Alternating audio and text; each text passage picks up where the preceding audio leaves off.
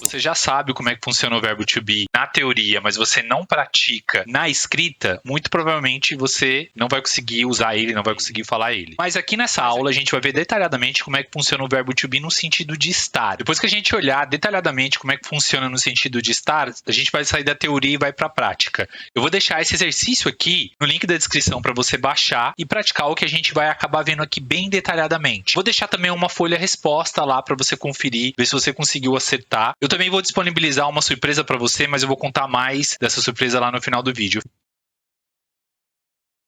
E aí, a primeira coisa que a gente precisa saber é que o verbo to be, ele tem essas duas ideias. Ele é ser e estar. Então, isso causa um pouquinho uma confusão. E aí, hoje, nessa aula, a gente vai apenas trabalhar a ideia de estar. Em outra aula, você pode ir lá e ver detalhadamente como é que funciona a ideia de ser. Mas aí, para essa aula, a gente vai trabalhar apenas a ideia de estar. Esse aqui é o ponto número 1. O ponto número 2... é que a gente tem que lembrar que a gente não usa o be. A gente vai usar am, is e are. Esse am, is e are, ele vai vir de acordo com cada tipo de pronome. Ou seja, você muda a palavra ali de acordo com o pronome. Então, o I a gente usa para o am, he, she, it a gente usa para o is, you, we, they a gente usa para o are. Revisando, a gente tem duas ideias no verbo to be, mas a gente não usa be, a palavra vai mudando de acordo com o pronome. Existe outros tipos de verbos no inglês que não existe isso. A palavra ela não vai mudando de acordo com o pronome. Eu chamo eles de verbos comuns. Tem vídeo aqui no canal sobre eles, tá? Depois vocês podem ir lá e ver. Então, por exemplo, eu vou pegar um verbo comum, que é o to work. To work é o verbo trabalhar. Quando a gente começa a usar ele, olha só um fenômeno que acontece que é bem interessante. Eu tiro o to, eu vou tirar esse to daqui, e começa a conjugar, ó. I work here, you work here, they work here. Lá no vídeo eu falo mais detalhes sobre ele, tá? Mas para fins didáticos eu tô comparando aqui com o verbo to be para vocês entenderem. A palavra ela não muda de acordo com o pronome. No português a gente até muda o final. Um estrangeiro que tem como língua mãe o inglês, aprender o português, ele pode achar um pouco confuso por causa dessa mudança. Esses verbos aqui, que eu chamo de comuns, eles não mudam, eles são até mais fáceis. Quando a gente compara com o to be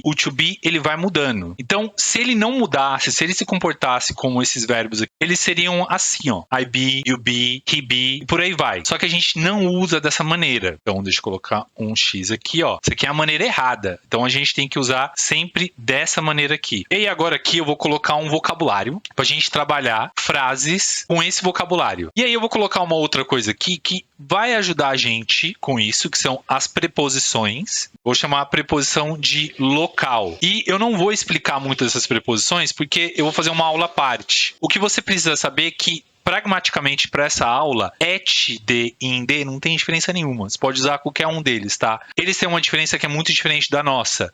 Por exemplo, a gente usa no ou na de acordo a palavra se ela é masculina ou feminina.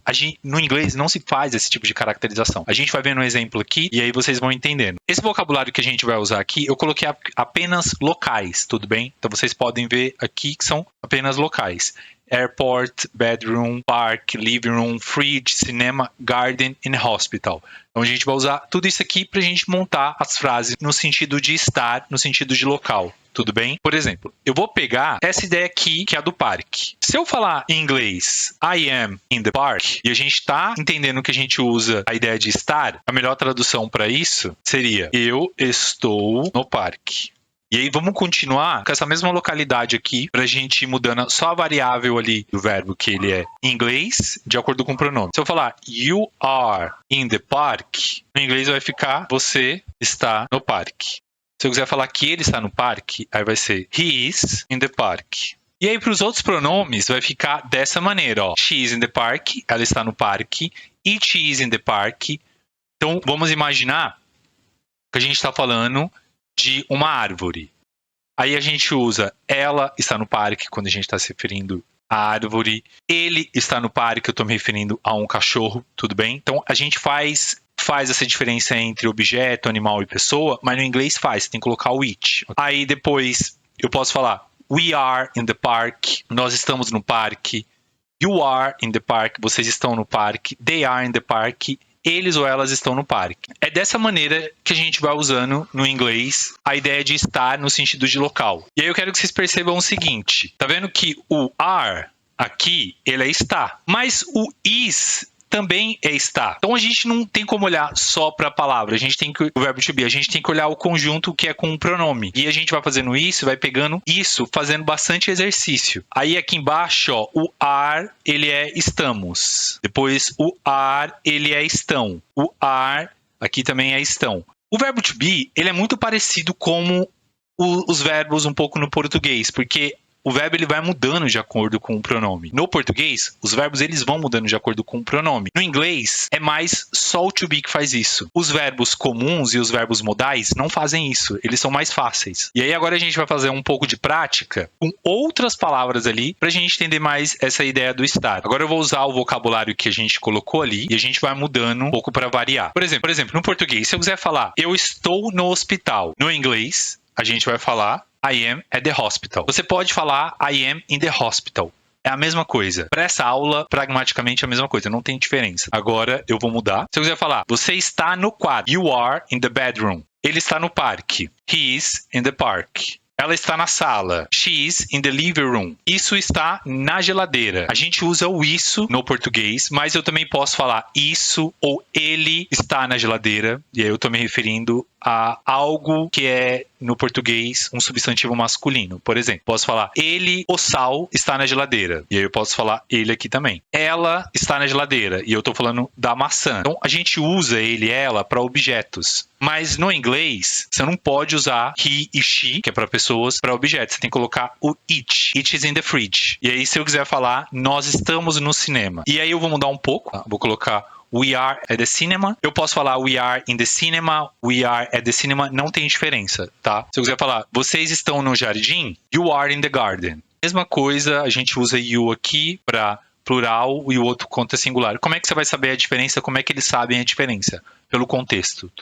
E o último, you are at the airport. E o último, vocês estão no aeroporto. No inglês ficaria you are at the airport. Então é assim que funciona o verbo to be no sentido de estar. Vamos revisar esses pontos para a gente ir lembrando a ideia. Então o verbo to be ele é ser estar, mas a gente trabalhou só a ideia do estar aqui. Já tem um outro vídeo falando do ser. Ele vai mudando a palavra dele do be para am, is e are de acordo com os pronomes. E a gente estava vendo aqui no sentido de local. E aí tem esse vocabulário aqui para você dar uma olhada no sentido de local. Então, essa foi mais uma aula que a gente fez, falando como é que funciona o to be, e agora no sentido de estar. Tem um link para você acessar o exercício, faça o exercício, tem a resposta, e a surpresa que eu deixei para você é que nesse link também tem um link com PDF, um vocabulário. Eu coloquei o vocabulário de locais, para você ir praticando o verbo to be no sentido de estar, com diferentes palavras de localidades, para você treinar. Em seguida, você traduz, você confere a resposta. Se você puder, deixa aqui no comentário algumas dúvidas que você tem, posso fazer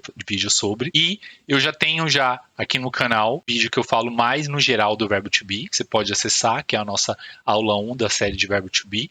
Ou se você quiser revisar também como é que funcionam os verbos comuns que eu falei, eu também já tenho um outro vídeo que eu tô falando sobre.